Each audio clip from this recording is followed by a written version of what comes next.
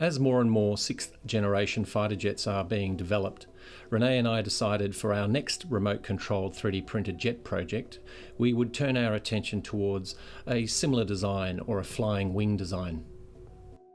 Being inspired by some of the next generation air defence or NGAD aircraft, Renee and I explored the possibility of designing an aircraft or a jet with no vertical stabilisers. For our earlier Aero JTP models, we've relied on rudders or a combination of rudders and vector thrust to control yaw authority. The principal way in which aircraft without vertical stabilisers control yaw is through split drag rudders on the wingtips.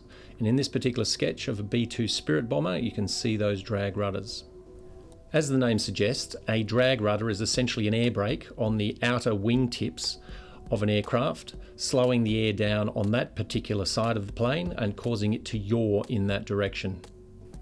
So for our new RC 3D printed jet design, we opted for inner control surfaces which allowed for pitch as well as roll, and then the drag flaps on the outer wingtips for the yaw control. These could also be used as air brakes to slow the aircraft down. One of the key features of the NGAD style jet are its sleek lines. So my main focus on the split flap or drag flaps was to try and make them as sleek as possible. To create the split flap design, I explored a number of options. The first being 2 servos linking the upper and lower split surfaces and actuating those independently. One of the disadvantages was weight and the number of linkages required. The second concept I explored was a single servo with dual linkages to the upper and lower flap areas, and the big advantage of this was weight saving because we're only using 1 servo, but a big disadvantage was a large slot required in the wing. For my third concept, I tried to leverage the 3D printing process and employ teeth on the leading edges of both of the rear flaps. By using a single servo, those would actuate and cause the flaps to operate. With my final design, I tried to eliminate all the external linkages, upper and lower on the wing, and incorporate a system whereby the rear 2 flaps would be actuated by a single comb in which the servo would be inserted from the underside through a slot, and that comb would move backwards and forwards to actuate the flaps. To get the comb principle to work, I was hoping to use PETG and leverage the flexibility of V-joints or V-grooves in the design. Have you ever had the need for a fast response solution for prototyping or small batch production run on a design or mechanical project? Well, PCBWay may be the answer for you. PCBWay offer a quick turnaround and superior quality on a range of rigid and flexible PCBs with a focus on prototype runs and low volume projects. But that's not all. Despite the name PCBWay, the company also offers CNC machining and milling services. They also provide 3D printing in a wide range of formats and finishes. Additionally, sheet metal fabrication with laser cutting, bending and post-processing can also be ordered, and should your project require injection molded components, PCBWay offer rapid tooling and multi-cavity tools. With a superb online ordering system, simple drag and drop file uploads and real-time fabrication tracking, make PCBWay your go-to on your next project. PCBWay.com. This is one of my earlier attempts. It's a longer PETG part. It has very narrow arms at the end, and as you can see, material fatigue has caused one of those to break off. The far end was thicker, so looking along the end here, there's about 2mm thickness and then a 1mm thickness which goes through the wing. The idea here was to also allow this part to be oriented on insertion into the wing, so to make sure that it wasn't put in incorrectly or in the wrong direction. Here is a high temperature lightweight PLA example of the integral flap system on the wing. I was investigating whether it would be possible to print up to a certain point and have a trim section, so not right through to the end of the part. Didn't work out very well. The integral hinge worked on one side, failed on the other. So the the material fatigued too quickly. Still doable and possible. You can see that there is some movement there. Some cracking is already occurring down through the middle of the part. This is the long PTG component that could be inserted into the end of the aircraft wing and aligned with the servo pocket, and then these two arms here would engage with the end of the flap. On the flap there is a recessed surface on both of those, and they're offset, so those recesses would then accommodate the tabbed finger on the PTG part. So this was one of the earlier designs, and it wasn't as successful as I was expecting. On this particular item, I was using ASA Aero, again trying to use integral hinges in the split flap concept. As you can see, the bottom hinge has failed. The reason for multiple actuator arms internally was so that the flap surface itself would not roll or twist. This proved to be rather cumbersome and a lot of friction and very heavy in the final design. But you can sort of see if the bottom flap were to be connected to the wing and not tear away like that, it would work effectively. And here you can see the internal structure of the PTG part that I used for the split flap. Having tried to make the integral hinges work for this split flap design, I came across the concept of using TPU strips, so a 0.2mm single layer TPU 3D printed strip inset into a groove in the surface of the part and top and bottom, and using the large comb PTG component, and this worked rather effectively.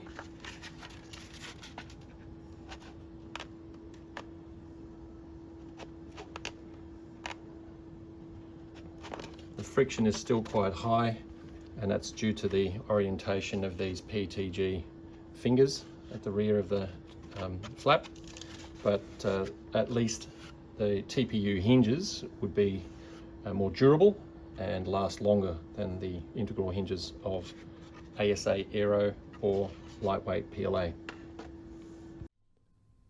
Having decided against a fully integrated wing with hinges, I've separated the rear split flap arrangement, and so that the part could be printed in one go, I've joined those at the tail end to be trimmed off afterwards with a knife, and allowing this component itself here, the whole front section of the tail section of the flap arrangement, to be printed standing upright on the printer.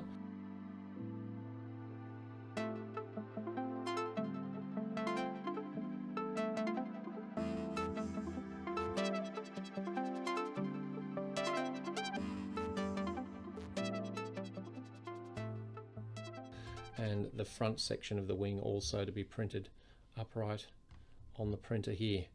The angled faces are so that we don't need support internally. I've also made sure that the inner channels have 45-degree roof sections so that any support is avoided and the printer can print those cavities without support structures. So what I'm going to do now is use some generic TPU that I have, and I fit it on my external roll, and because of the arrangement of my printers, I have made a little stand for the back of my printer where I can sit that extra roll TPU. I'll now extract the AMS, or disconnect the AMS, and feed that through into the rear of the machine. Right, we're going to add the TPU to the machine, so I'll feed that through. You can just see the filament being pushed by hand through the external spool holder. I'll push it up to the thing. We'll load the TPU. Alright, the TPU strip we're going to print using bed leveling, no flow control, and I'm going to turn time lapse off, and we'll make sure that this works now with our latest engineering plate on the Bambu printer.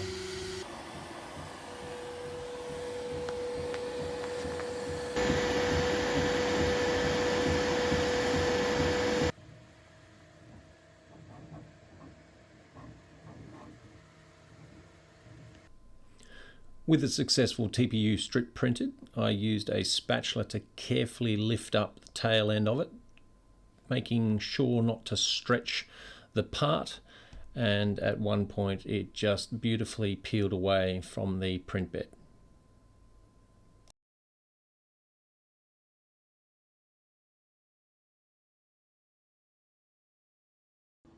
So in the early development stages of the split flap concept, I managed to prove that it was possible to do with the PETG strip and some hinged sections. The big challenge now was to translate what I'd created here in a very rudimentary test sample and apply it to our NGAD flying wing design. To ensure I had a reliable design, I rebalanced the internal components of the drag flaps and made sure the PETG components were equally loading both the upper and the lower flaps, and made sure that the forces that were being transferred in the split process would act evenly also on the TPU hinges. Here you can see the PETG arrangement, or the actuator, and the servo arm would be literally swinging left to right, opening and closing that. There is very little resistance in this new arrangement. I've redesigned the actuation direction and the angles, and so this is a very smooth operating port split flap design.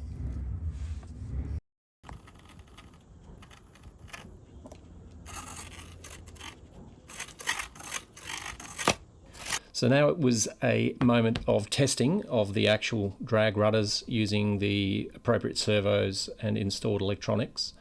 And in the process of transporting my jet to a colleague who was helping me out with the electronics, I managed to damage the upper drag rudder flap linkage. And this prompted a whole rework and redesign of the linkages and designing them in such a way that we could replace them effectively. What I have here is one of our improved wings for the XC40, FAX C40. The biggest difference here, grab one of my older wings, is here we had glued in struts. You can see the PETG parts were just glued in place.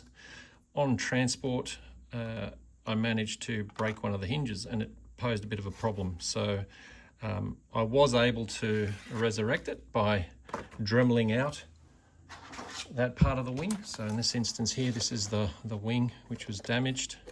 I've now protected that area with a piece of inner tube. But with the servo here, you can see the servo's already connected. One of these flaps broke on the PETG arm. This little pad here had been flexed too much, and as a result I needed to dremel out that part and replace it. So the replacement process was take off the servo horn, slide out the PETG part and trim away and break off the other half, and then reinstall it and reinsert it. So this prompted for a new approach, and that involves a screw-in part. So the part's been redesigned with two little catches, two little triangular catches. And what you'll see here is they screw in from the top face through into the PETG. And then what I've done is I've trimmed off, using side cutters, the heads of those screws, the tails of the screws, or the sharp ends of the screws. So this assembly, you can see, is also made easier by these triangular protrusions on each side of the tab. Allows the part to be inserted into the drag rudders. And here we have top, and of course this is the underside. And so this whole assembly now inserts in to the associated wing piece with the required gap for our TPU hinge.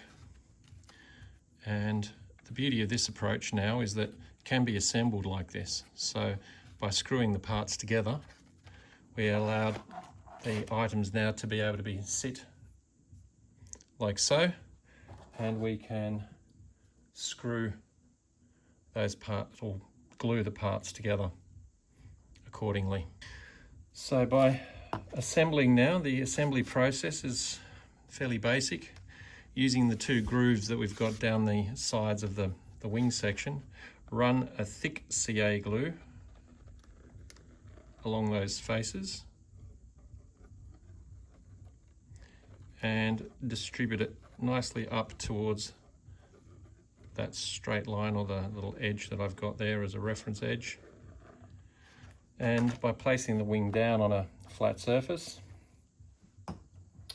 we get our TPU, single layer TPU hinge strap. Now, this is the top face. You can see it's rather shiny. I opted for the bed face facing up, and I'll try and line that up nice and neatly using those two edges that are molded into the wings. And we distribute that equally across the surface there. Now, gently pushing down, got a bit of glue on the surface, is not too bad, so wipe that off. And using a bit of the kicker, make sure that they are nicely touched. Now, being a single layer of TPU, there will be very microscopic holes which that kicker can activate the glue on the underside. So therefore now we have our top hinge very quickly, very beautifully installed, all aligned, no alignment issues. Same now for the underside.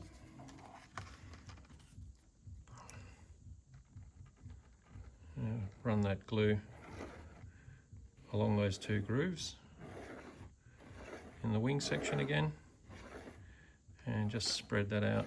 Again, I'm using thick CA, and this time again choosing the non-shiny side and the bed side. I just prefer that optically, visually looks nicer.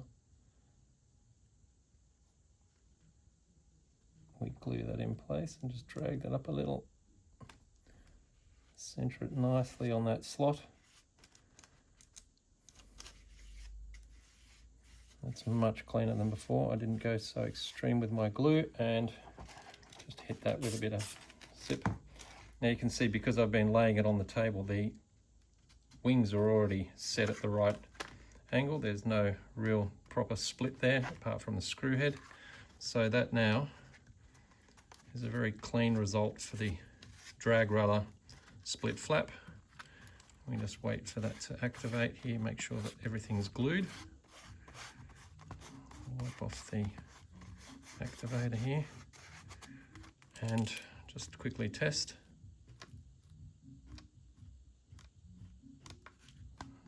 Very happy with that result. So now, should this PTG part snap along one of its little live hinges, the little hinges that I have here in the part, they can fatigue over time.